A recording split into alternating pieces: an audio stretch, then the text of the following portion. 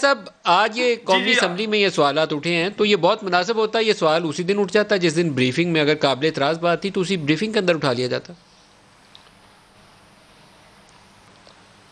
देखिए नदीम साहब, ये सवाल अब जो उठ रहे हैं ये कोई नेशनल सिक्योरिटी के बड़े अहम सवाल जो बना के नहीं उठ रहे। ये तो एक दूसरे को जो ताना तशनी शुरू किया गया है उसके जवाब में इस तरह का माहौल बन गया कि आप तलखी बढ़ते बढ़ते यहाँ तक चली गई। जो गुफ्तगू कल शाह महमूद कुरैशी साहब ने फरमाई उसके जवाब में उनको भी किसी ने कुछ कहना था तो ये बातें हो गई जो नामुनासिब थी।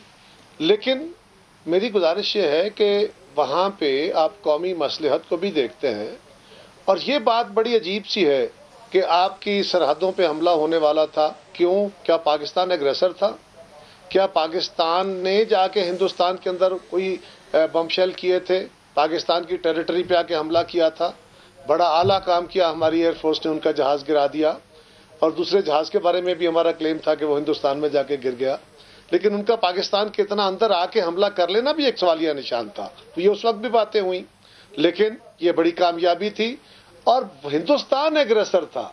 अगर तो पाकिस्तान एग्रेसर होता तो लॉजिकली पाकिस्तान के ऊपर प्रेशर आता, पाकिस्तान के ऊपर हमला होने का अमकान होता और अभिनंदन को अगर कुछ दिन रोक के और कुछ उसमें आलमी बातें करके, कुछ आलमी इदारों से बात करके फिर ये जेस्चर दिया जाता तो शायद बेहतर होता। लेकिन जो कौमी क़यादत वहाँ बैठी हुई थी उन्होंने उस वक्त यही मुनासिब समझा होगा कि अगर हमारी मौजूदा हुकूमत भी ये कह रही है, फौज भी इसको सपोर्ट कर रही है तो ये बात हो जाए तो करीने क्यास है, ठीक है, मामला ज़्यादा हीट अप ना हो। लेकिन ये याद रखिए कि रेमंड डेविस का भी एक इशू हुआ था, उसमें भी शाह महमूद कुरैशी साहब का एक बड़ा अजीब सा मौक़िफ़ था।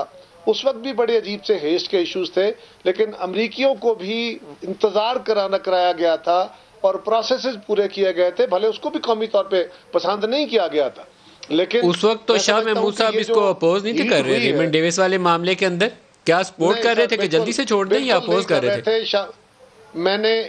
मैंने शाह महमूद साहब को, मैं उस कैबिनेट का हिस्सा था, मैंने शाह महमूद साहब को कई प्रोग्रामों में ये कहा कि अगर आप चाहें तो मैं आपके साथ बैठ के इस पर बात करने को तैयार हूँ।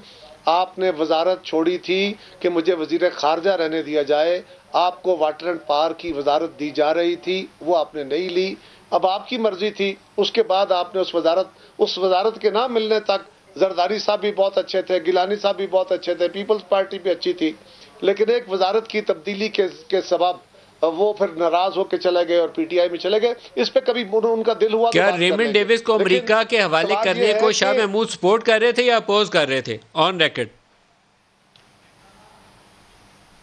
मलिक साहब, मुझे एग्जैक्टली नहीं पता कि वो क्या कर रहे थे, लेकिन मैं आपको गारंटी से कह सकता हूं उनकी वजह इस्तीफा जो बाद में वो कहते हैं वो ये नहीं थी। जिस वक्त हमारी कैबिनेट रिशफल हुई थी उस कैबिनेट के अंदर शाह महमूद कुरैशी साहब और हम सब थे। मैं ड्रॉप हुआ था उस कैबिनेट से, लेकिन शाह महमूद कुरैशी साहब को वाटर एंड पावर की वजारत ऑफर की गई थी। गिलानी साहब मौजूद हैं, बाकी लोग मौजूद हैं और ये बात शाह महमूद साहब कभी चाहें तो मैं इसको कंटेस्ट करने को तैयार हूं उनसे। लेकिन गुजारिश ये है, ये वजारत की तब्दीली वाली आपकी बात ठीक है।